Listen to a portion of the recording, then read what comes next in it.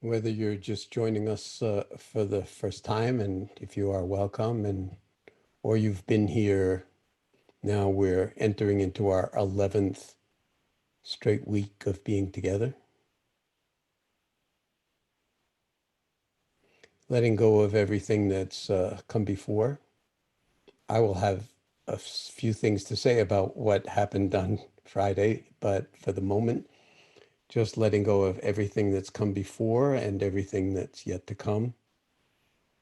And as best you can, just establishing yourself in a posture that embodies right in this moment, no matter what time zone you're in, wakefulness, dignity, and your original intention, motivation for joining us and for devoting this moment to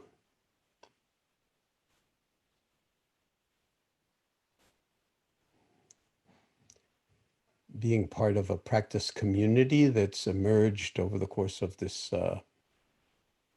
pandemic experience we've been having globally.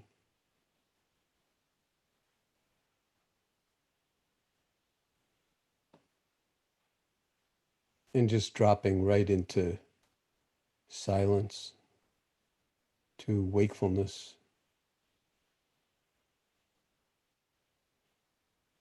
a choiceless awarenessing. So although we may have said we'll let go of the past and not pursue the future, the past may not let go of us, nor the future. So that's what awarenessing is all about, is resting here with things as they are and watching the entirety of the domain of mind and body and heart and world play out moment by moment by moment. Seeing how easily we can get sucked into some whirlpool or current within the stream.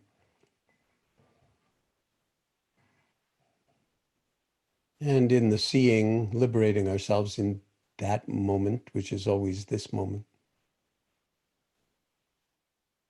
and simply residing in the spaciousness of awareness itself.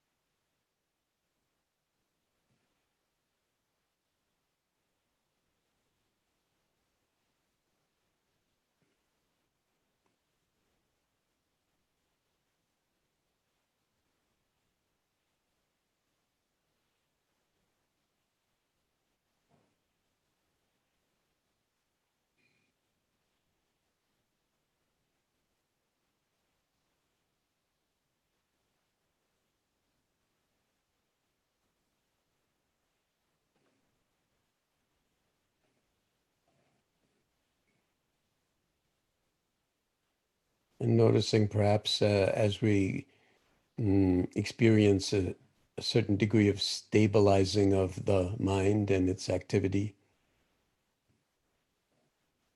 that there's a certain way in which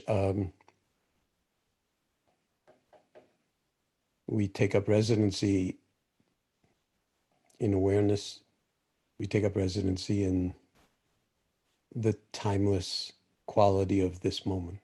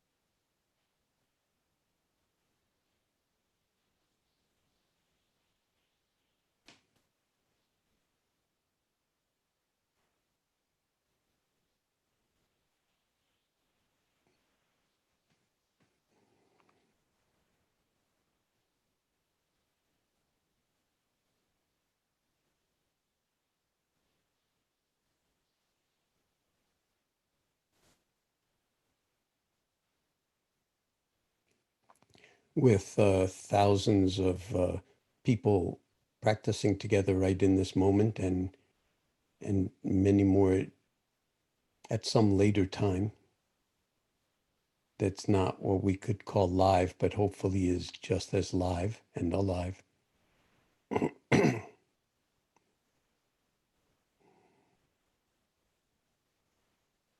Recognizing that the contents of the mind are just endless and will be different for all of us. And that one person's content isn't preferable to another person's content. It's all unfolding according to all sorts of complexities in our bodies and in our hearts and in our minds and in our lives and in our countries and houses and whatever, wherever we are. But one thing that we all share in common is, and it's not a thing, of course, is our capacity to be in wise relationship to whatever the content is by embracing it in awareness. And that awareness we share.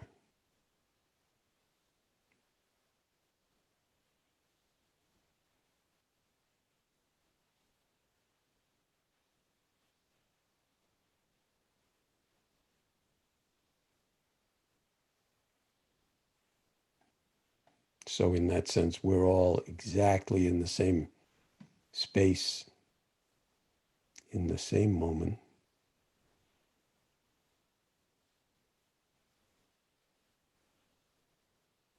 And each really contributing to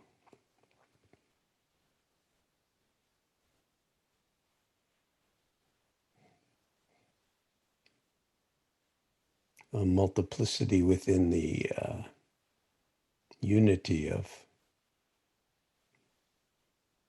the human heart.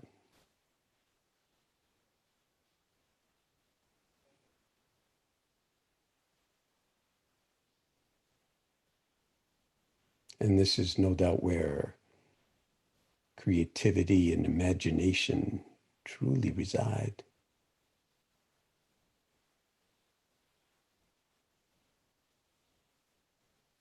And our capacity to act wisely and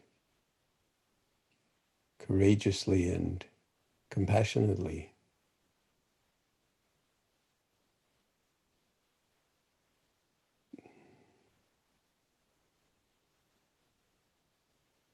In the face of suffering, our own and that of others.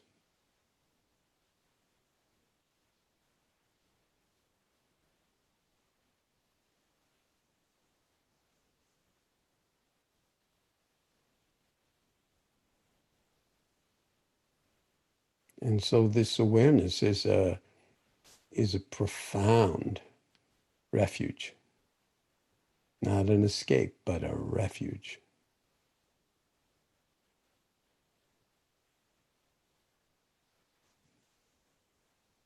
This has been a theme that's permeated our time together, cultivating the capacity to abide in the abode, so to speak, of open-hearted spaciousness. A portable dwelling. And we use the language of dwelling in or residing in or taking up residency in the dwelling, in the space of your own wakefulness.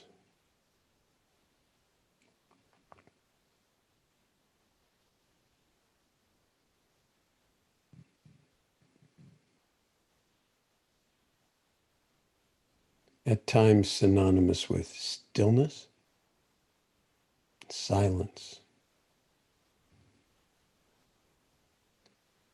At other times, of course, synonymous with action. Perhaps the entire spectrum of our actions across the span of the day, or the week, or the year, or life. When we invite, encourage, and are motivated enough to intend and mindful enough to catch it in the right moment,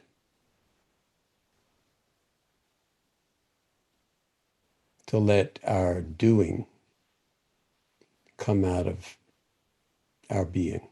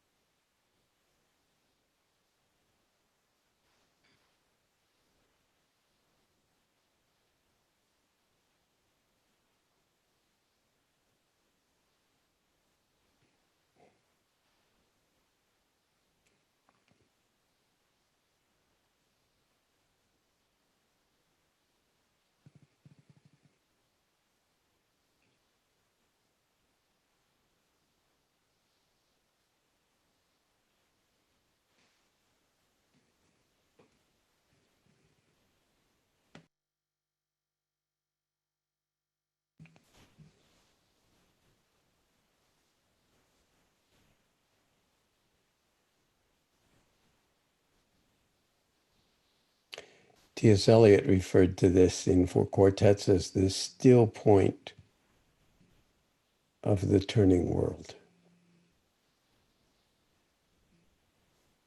There the dance is, and there is only the dance.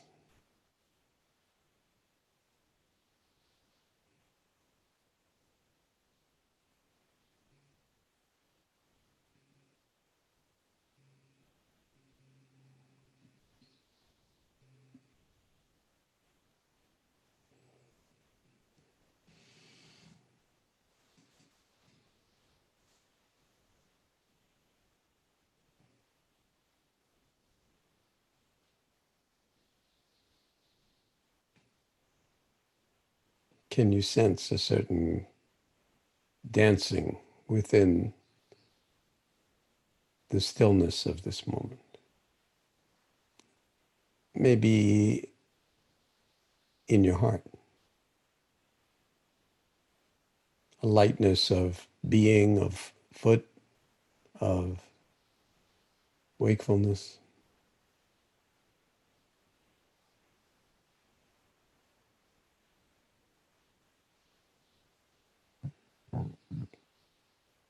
That takes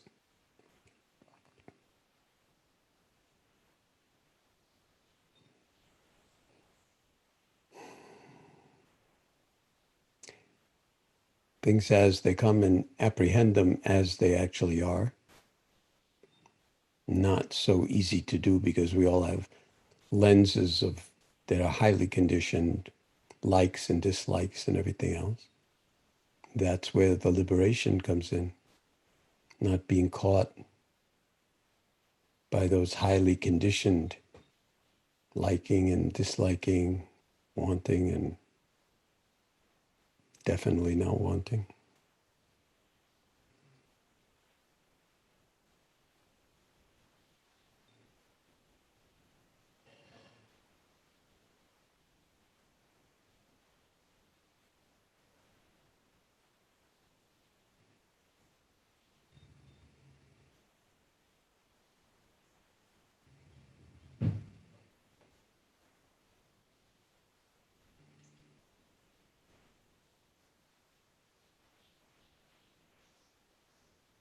And then life itself is the dance.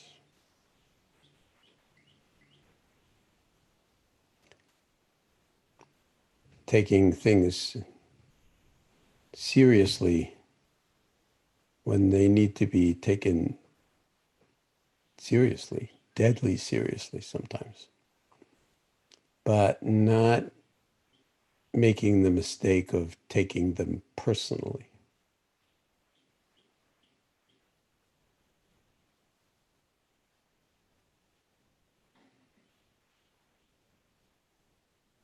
Or noticing how often we make the mistake of taking things personally.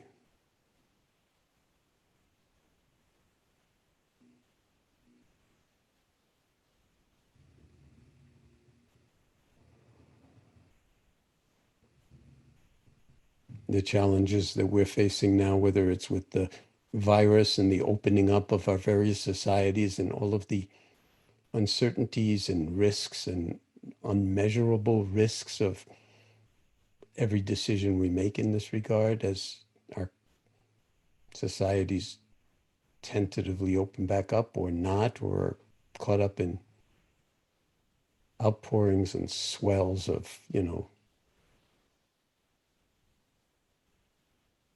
demonstrating for human rights and planetary well-being.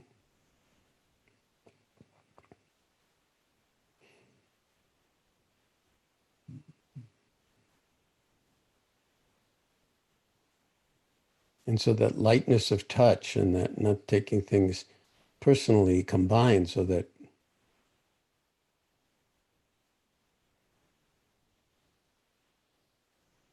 we actually include that in our practice, noticing how often we take things personally and lose our minds when we most need them.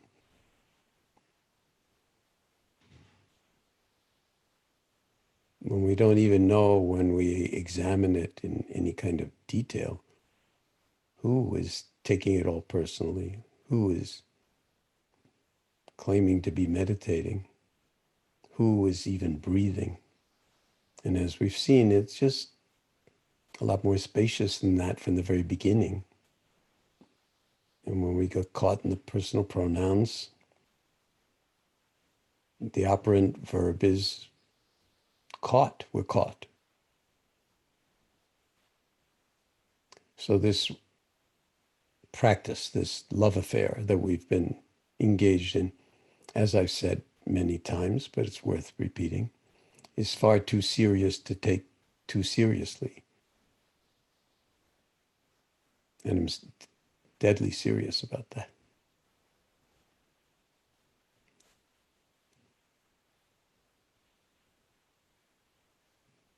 And while we may recognize how personally we take things, the recognition of it's also the liberation of it.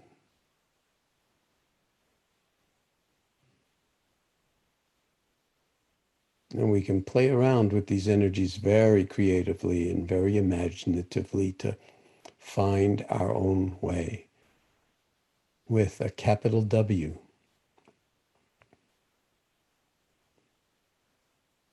And that's part of our responsibility, is to find our own way, because who is going to find your way for you?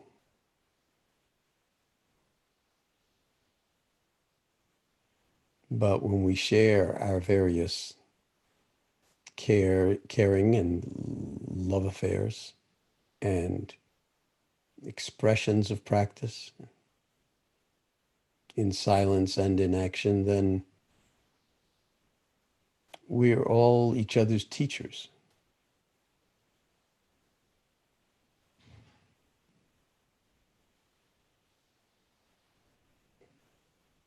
And we're, as miraculous beings, every single one of us is contributing to some unfolding that is so much larger that no single human mind can truly grasp it in thought. But we can still hold it in awareness, even if we don't fully understand it, which is where that don't know mind comes in, the not knowing, the awareness of knowing that we don't know.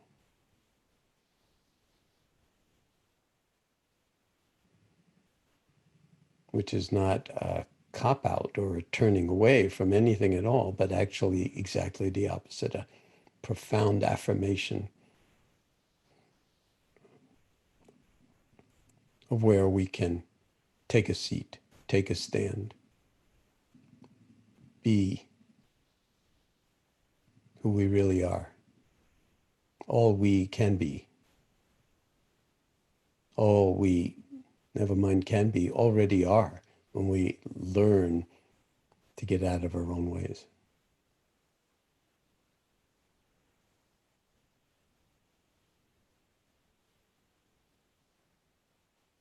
So giving yourself over to the silence in the remaining few minutes of this meditation as if your life depended on it. And at the same time with the lightest and most open and easy of touches. That there truly is and never was and never will be in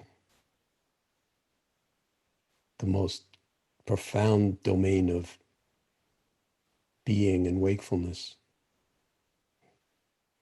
someplace that we have to go. No place to go, nothing to do,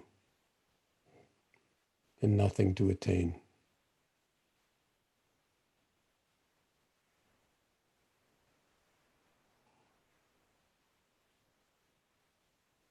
And this kind of understanding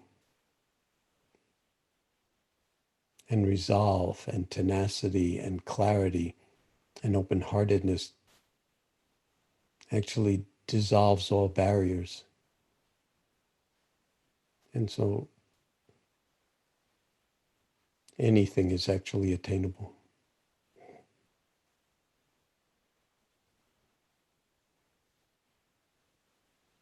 In spite of obstacles.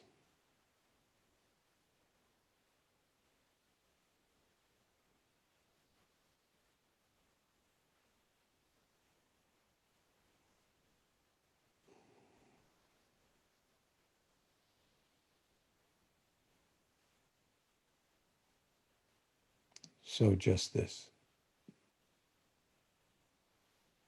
moment, just this breath, just this sitting here 100% who you are, underneath name, form, history, story, everything else.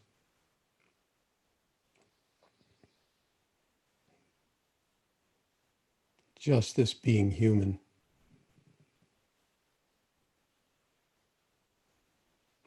Alone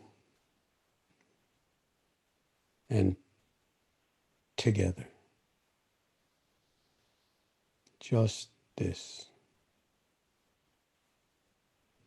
Just this.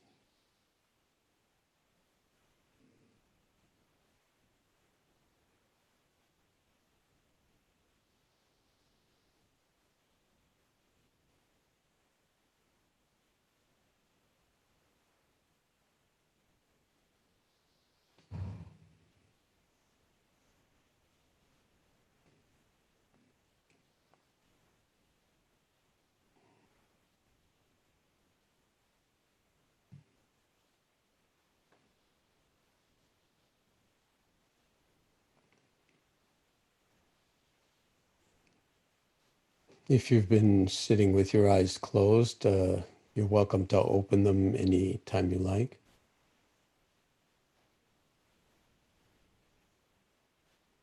Shift your posture to whatever degree that feels right and called for. But in the spirit of the way we've been working since the very beginning, I won't bother to ring any bells at this moment, although I rang them at the beginning, just as a reminder that there really is no end to the meditation practice and no beginning either. And I think we're beginning to resonate on a very profound level about that.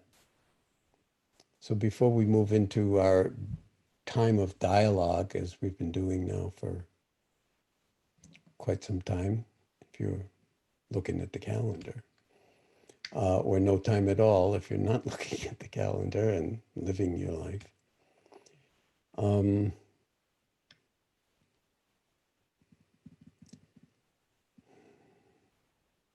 I learned a lot on Friday when you so unexpectedly, although I had a tiny inkling of it, celebrated my birthday. But I learned a lot from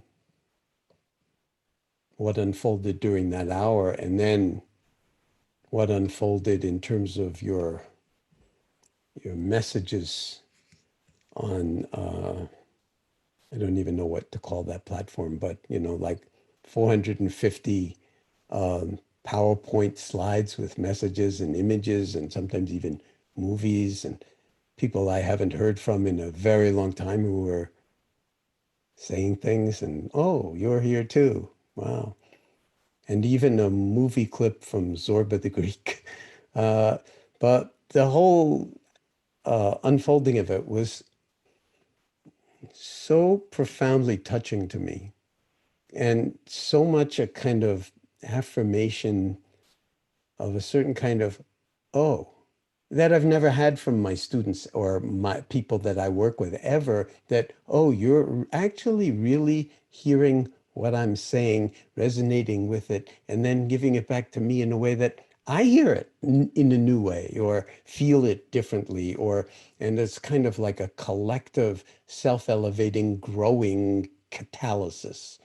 And I was just simply blown away. I spent hours on Saturday and Sunday, even though I didn't really have the time to do that, but I couldn't not read the messages. So at that point, there was like 450. Soren tells me there are more now, but I looked at every message. I looked at every slide. I took it in, and all I can say is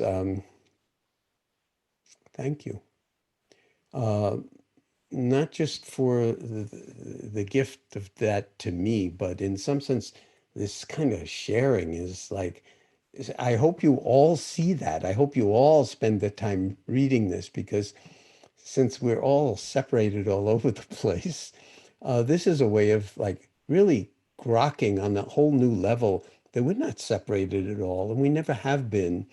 And we're learning stuff about each other as much as we're learning stuff about ourselves. And it's not just kind of out of curiosity. It's like fundamental to what's going to happen next on the planet, or what's exactly actually happening right in this moment on the planet.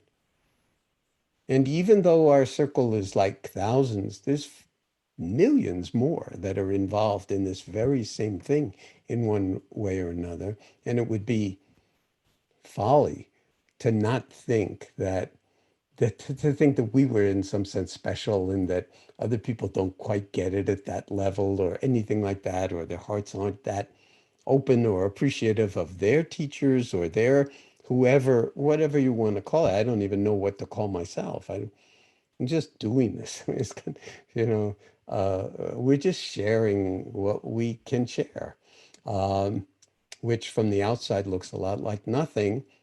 And Shakespeare wrote a play, as you know, called Much Ado About Nothing. And a lot of people might think, well, that applies perfectly to mindfulness. Look at all the hype. Look at all the mindfulness, mindfulness, mindfulness everywhere. And it's like, where's the substance? And you say, well, they're not, they don't even do anything. They just either are totally silent or they yak, yak, yak about mindfulness.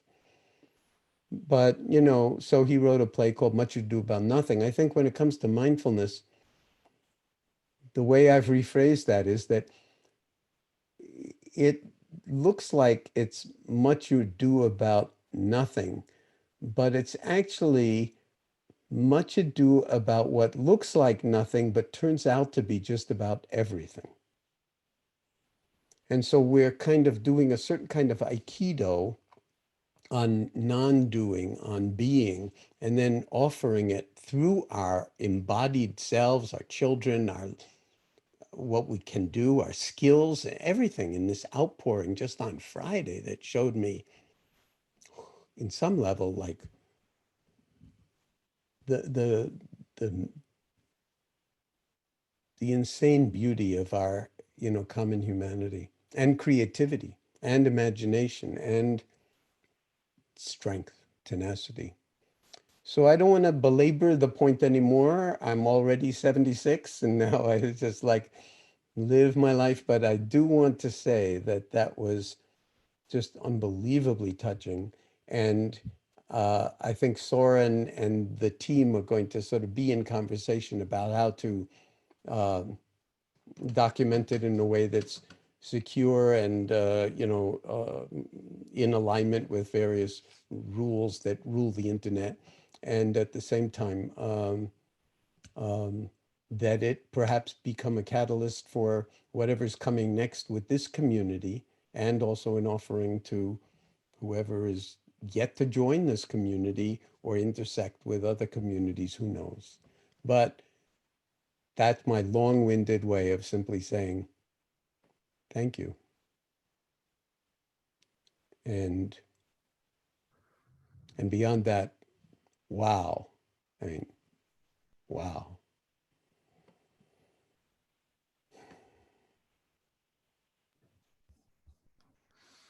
Thanks, Jon. Should we move into the question part of the day? Yeah, I would like that. And I sent an email out this weekend, which links to the slide doc, and also a way to get the password, Thomas and Perry's email, a way to get the password to the map. So that should have arrived in your inbox over the weekend. And I'll open up. Let me just say before, Soren, can I just interject for a second? Because I said it to them because I saw them right before we started, but I want to in particular thank Capucine and the whole team that I don't know of that was part of this. Of course, Soren as well, and also Tomas and Perry and every one of you who was like, could I say, conspirators or instigators in bringing this, what I thought of as just like a birthday, to some entirely different level that hopefully will be, useful and as moving for you as it has been for me. I just don't want that to be. Yeah, there was a lot of people involved, and I don't even know not who. encourage them. I did my best to not encourage them. Soren is my true ally. But even Soren, we don't know what the curriculum is more than anybody else does. So we're good at going with the flow, Not knowing, yeah. to a degree at least. Thanks, Soren. You're welcome. Thanks. I'm seeing Elena Baroda. Just know that you are now live, and if you do get chosen, know that your image is also on the internet, and kind of the questions and answers stay also visible for other people. So I think you can talk now. Elena, where are you calling from? And question, comment, reflection, thoughts? Hello, can you hear me? Is the connection good? Very good. Okay, great. So I'm calling from Berlin, and I'm really happy that I get to ask a question or two, because like I've been trying to ask a question since probably day one. So I think so the first thing that I would want to talk about is the Black Lives Matter movement. I think it is very, very touching for me, and I think nothing in my lifetime has touched me like as deeply as this movement. And I am asking myself a lot, like, what my position is as a white person. It's the first time also that I perceive myself, because I'm a first generation German of Jewish descent, and it's kind of, like a different perspective to really see what it means to be really discriminated against and your life being endangered. as to just kind of occasional maybe discrimination, and how privileged I am as compared to other people. So my question is to myself, what is my current role? And I also feel like, what is the most efficient thing we can do? Like, how can we come together? So this is kind of a question. And how can you do that? How can you be like, how can you fight and be mindful? Basically, that's the question. Yeah. How can you progress with this matter as efficiently and effectively and do that in a mindful way? And is there a way to basically have a conflict or have different opinions where you really think the other person is wrong because you think the other person might have racist ideas? And what is the right mindful way to treat the person? So that's question number one. Question number two, shall I wait for it? Do you want to answer that? Wait for it. That question number Okay. one is so big. Let's stay with that, and then you can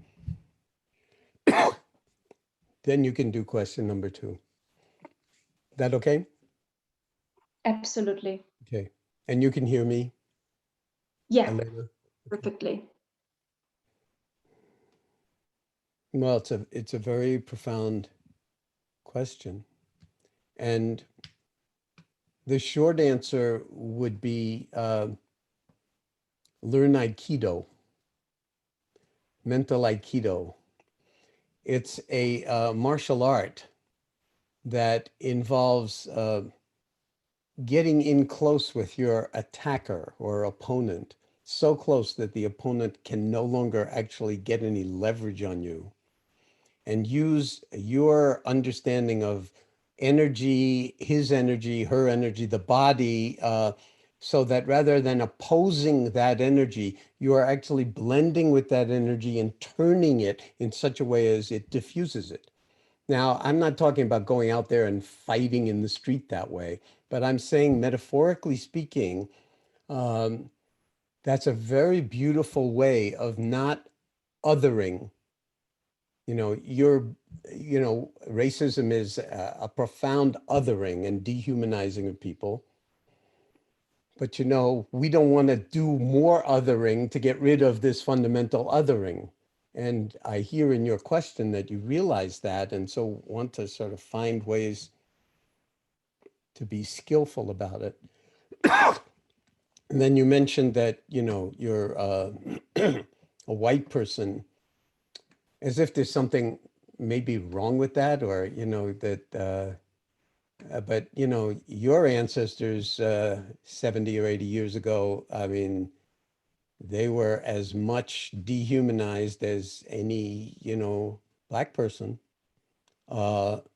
And we all know what happened in one of the cultural centers of Europe in that regard. So racism just knows no bounds, and we have to even recognize it in ourselves, so that it's like lots of white people say, well, I'm not a racist. I have Black friends, And the argument has been made, and I think it's a very powerful one, that what's required now is anti-racism, that you have to be an anti-racist, not just like, well, it doesn't really affect me and I'm not a racist, so I'll just go do my thing. That's like being a good German in the 1930s and 40s. And this is not to, pick out Germany, I mean, because this happens everywhere. But since you're calling from there, and that did happen, we need to take a very, very deep look in the mirror as humans, whatever the color of our skin, in our traditions, and then recognize the beauty in the difference, and then find ways to connect. And I'm not saying this is easy. This is the hardest. This is the curriculum for us humans on the planet now, is not to connect with people that are all like already agree with you and feel more or less what you do. And besides, they're all good meditators. But to actually put yourself in uncomfortable positions with people. And often this happens in families, because it's not like you have to look far for this. This can happen, among aunts and uncles and brothers and sisters and mothers and parents and children. But we all have our work cut out in this regard. And I think, now's the time that we can't go through another generation or two. I mean, we went through this in the United States in the 60s. And now we're going through it again, and hopefully it will really carry us. And the kind of re-understanding of what it means to care for each other as humans and not dehumanize and other them. And then how the laws were built to privilege the few white property owners at the expense of not just Black people or immigrants, but the poor. And that's all by design. So we have to undesign it. And there are lots of different ways to do it. It's not just about protesting out in the street, although that's absolutely essential in times like this. But it's also like structurally contributing everything that we can contribute in the same way as this outpouring for my birthday. Everybody contributed what they could contribute. Nobody's asking you to contribute something that's not yours to contribute. But to ask that question, what is mine to contribute? That's a little along the lines of the conversation I was having with the fellow from Venezuela on Friday, or maybe before that, about what our true calling is, what our true work is. The most important thing is to find out what's yours to do. And that can come out of really a meditation practice. What is mine to do?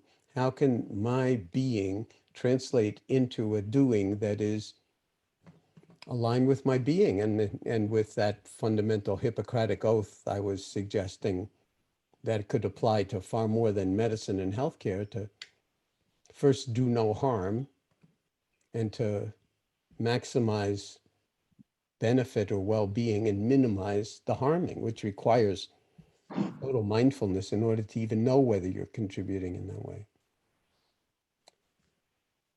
I don't know if that answers your question or at least gets us on the same footing, but say more. I do think that there were like some very interesting things that I might think about more and kind of incorporate maybe into my thinking. So that was really good. That was very helpful. May I ask another question? Yes, you did have a second question.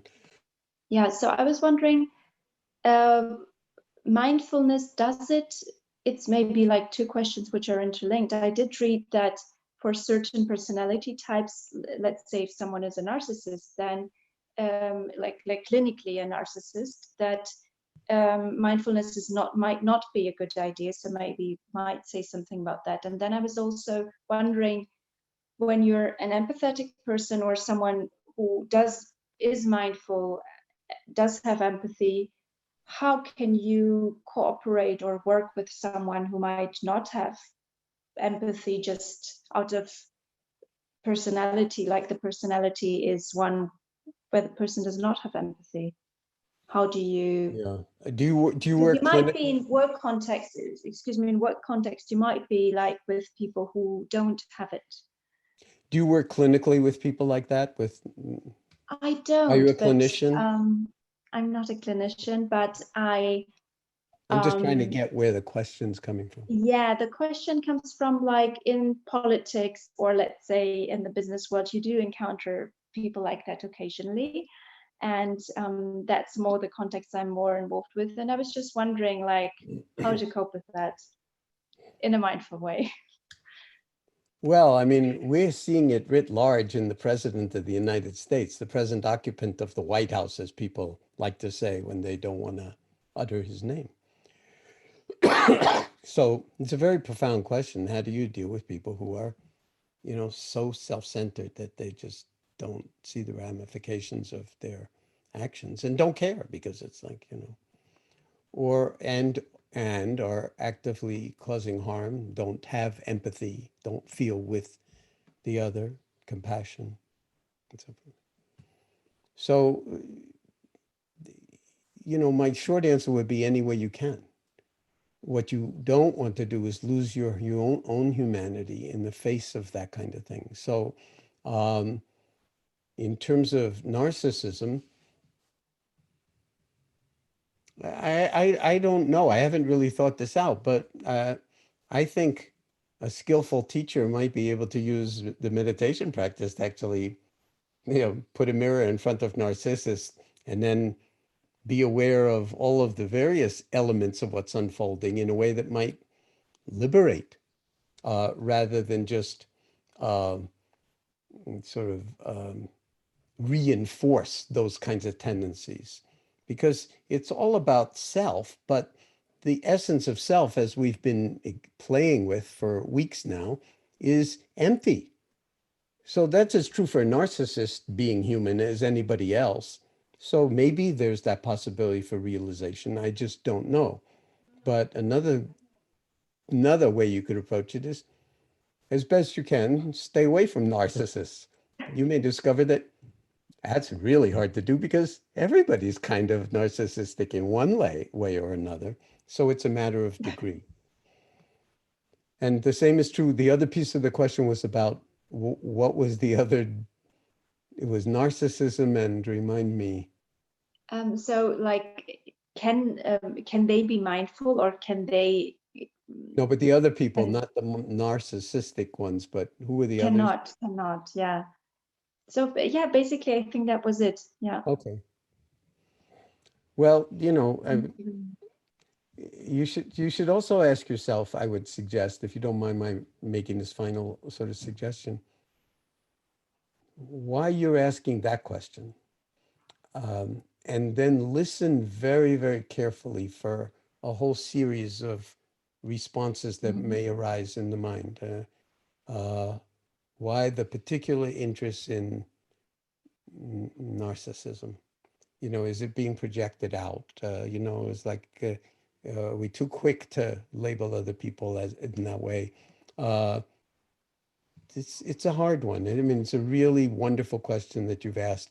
And with most questions, I'll say it again, the most fruitful responses to these questions are lying right next to where the question bubbles up in your own heart and mind and body. So I wish you a very good day over there in Berlin. And thanks for raising your hand. Thank you so much. Thank you for your wonderful answers. Thanks, Elena. Next, I see Jimmy Koch, I believe. Let's see. Hey, Jimmy, you are here, and looks like I'm asking you to unmute. You're live and with us. Welcome. Yeah, thanks so much for picking me. I'm really excited and happy. Great. I have. Where are you calling from? And yeah, question, comment, reflection. Looks like you got muted again. All right, I think you're good now. Can you hear me now? Yeah. Okay, sorry, I can't see John now. I don't know why. Can't. As soon as you stop just, talking, we'll bring him on. Okay, yeah. My question is about mindfulness with children. I have the feeling that children are so mindful. I've got a 1-year-old nephew. Everything he does it with like 100% focus, and he's so focused on what he does, and it's so nice to watch. Why does this mindlessness develop in the first place? Is it something that comes from the outside? Is it because of society? Is it something that develops from inside? Is it built into our DNA? Where does it come from? Why does it come from? That is the first question. Before I answer that question, let me ask you a question. Where's that question coming from in you, Jimmy? In other words, I'll frame it slightly differently too. Who wants to know? I want to know because I'd like to work with the mindfulness in myself and how to work with this mindfulness in myself. Like, so why am I so mindful when my nephew seems to be like why am I so mindless when my nephew exactly seems to be so if we're born mindful, why are we and the short answer is I don't know. I mean, it's a very profound question, and it has to do with, obviously, the evolution of the human heart and the human brain and human community. And you could say, and I think I have at various points, that, before there was even agriculture, when we were hunters and gatherers, you had to be pretty mindful. Because if you weren't mindful of every sound in the forest, you would maybe wind up being somebody's lunch. So I am guessing that people who, sort of 10, 20,000 years ago and earlier, of course, there was no reading. We didn't have like these ways of generating more and more thoughts or paying attention to stuff that wasn't part of the natural world. So we were very tuned in to certain kinds of things. And also, we spoke about this the other day. Our capacity for cooperation really requires enormous sensing of how we can work together to, run a mammoth over a cliff or whatever it is that was required for us to eat when we were hunters and gatherers. We depended absolutely on each other. So I think that's in our genome, okay? I'm no big expert on this field, but I think that that's definitely in our genome. But then look what happens with the evolution of culture. And now what they're calling, now we're way beyond agriculture and even in the Industrial Revolution, and we're into the digital age to such a degree that we may be losing touch with the analog completely. And they talk about the attention economy. So billions of dollars are being spent every day to grab, this is the way it's often framed, your eyeballs, to make sure that your eyeballs look at this on the screen rather than that on the screen, even worse probably with the pandemic. And so we are in some sense being conditioned away from our natural instincts to be present without filling up the space of our minds. And the more complex the world gets, the more we have to be able to think and respond emotionally rather than react, just to survive and then to survive psychically and so forth. So I would say what we need more than ever is to make sure we don't kill it in the children. Yeah.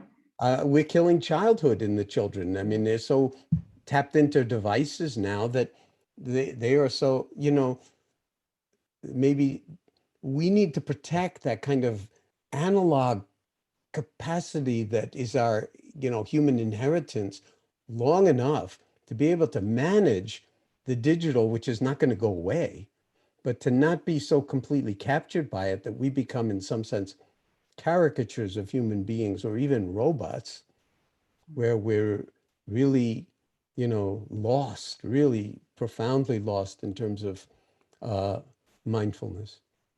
So I really appreciate your framing it that way. And I'd like to, have you respond to what I just said and just tell me whether that lands well for you or whether there's other aspects of it you want to talk about. Yeah, definitely. I think it's so incredible because obviously children, they are very mindful, and somewhere in school, or when you grow up, when you go to school, you should not identify with everything like in this tight way. You should learn to think abstract, and maybe that creates this disassociation with myself. That's maybe what you're taught in school, that you should not dive into everything with your whole energy. You should maybe think more abstract, and maybe that's one of the reasons. That's part of the challenge here, is to not deny the beauty of abstraction and of thinking. Mindfulness is not the enemy of thinking. Yeah. But awareness is so much bigger than thinking that it can hold the thinking in a way that doesn't allow it to imprison us or to collapse us into thinking over emotional intelligence, over somatic intelligence, over social intelligence, over deep listening, just perceiving, seeing a child as whole and as not needing anything else in this any particular moment. Yeah. Except maybe relationality and kindness and your presence. Yeah. This is really the curriculum of the future, because the children are the future, and they're going into a world that is very, very scary. Because if you read the literature on tech and biotech, you know, that Yuval Noah Harari is pointing out in a book like Homo Deus. Very smart people, you know, at the interface of molecular biology and biotech and tech, just thinking actively about upgrading human capacities, just the way you wear glasses, I wear glasses. Who's going to argue with that? But what about a memory upgrade, or, you know, what about, and internal, and what about the genetic upgrade? You know, when do we stop being human and we start being Homo Deus?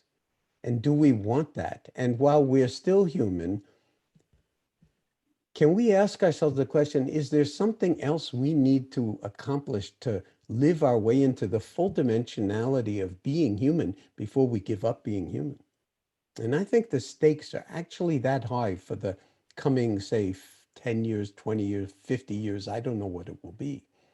But whatever it is, I'm all for not surrendering our humanity and really discovering what it is and how it expresses itself in music, in poetry, in picking up a baby that's crying, in love, in every conceivable way, so that we don't abandon Homo sapiens sapiens before we live our way into it.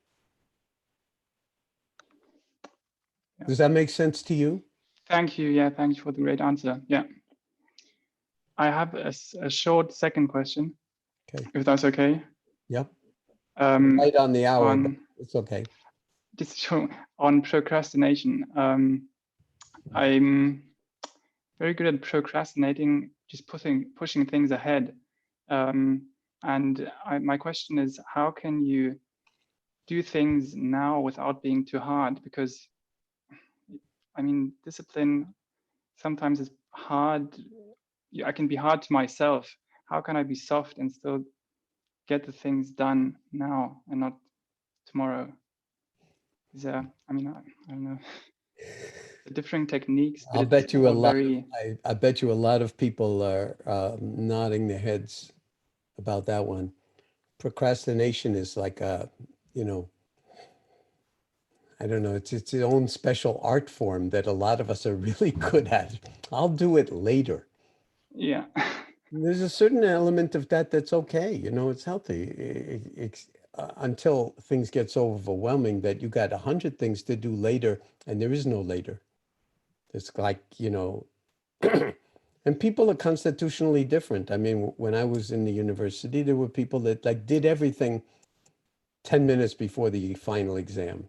I was not in that group, you know. I wasn't that smart to be able to do that kind of thing. I had to actually, you know, study and, you know, sort of work my way into whatever it is. And I'm still that way, but I'm, you know, totally capable of procrastinating. But what's wrong with that? I mean, maybe a little procrastination is not such a bad thing unless it is overwhelming your life. What about mindfulness of your impulse to procrastinate? Yeah. Maybe mindfulness you could hold in awareness right in this moment that I don't want to do whatever it is that I should do in this moment.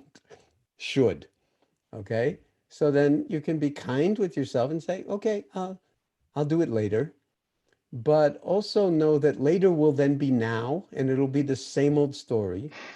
So sometimes the best way to procrastinate is just do it now, and then procrastinate about something else later, and then don't do that either. Do that now too, and you can undo your tendency, excuse me, undo your tendency to just procrastinate from one thing to another if it's causing you difficulties, if it's causing you problems, or other people who live with you. If not, enjoy the procrastinating and just hold it in awareness. Yeah, that's great. Thanks. Okay. Thanks a lot. Yeah. Okay, I think we've reached that point again where we've come to the end of this hour. So I want to just again thank the entire community for being who you are and where you are, and that we can all come together like this. And again, thank John Bashu for holding the technology of this in the loving and sort of hugely competent way that you do. And to thank Soren for being Soren. You'll notice Soren doesn't actually say much, but the outpouring of love for Soren, it's not an accident. I mean, he's just that way, if you'll pardon my saying this, Soren, that you're feeling Soren. You didn't need to say anything. But when he does say things, it's profound. And what Soren does in the world is just huge. There's a huge force for good and for integrity. And I wouldn't be doing this if it weren't for Soren. So thank you, and I'll turn it over to you. Wonderful. Thank you for the kind words, John, and back to you and back to the community, which has been really remarkable. And so we will unmute people, or actually I will let you unmute yourself, and you can say goodbye in any language in which you wish. And some people actually hang out here for a while. So if you want to keep talking, just know that there is a group that will hang here for another hour or two and have conversations. So you can now unmute yourself. If you go to gallery view, you can see everyone, and we can say goodbyes. Hi, Joseph. Joseph and Thomas. everybody. Obrigada. Lauren. Thanks, Lauren. Thank you. Thank you, everybody. John. Thank you so much. Everybody. Thank you, John. Thank you, Soren. Everybody. Yes, love everybody. Love, love, love. Bye. Robert. Cheers. Jen and Jim. Ben.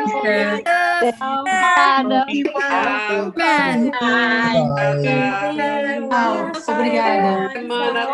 Mamas. Friends. To be with you. Wonderful. Michelle. Obrigada. Hey, everyone. Obrigada.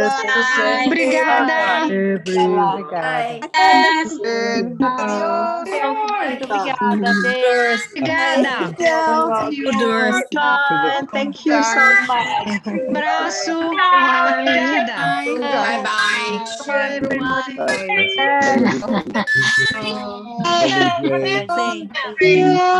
Bye.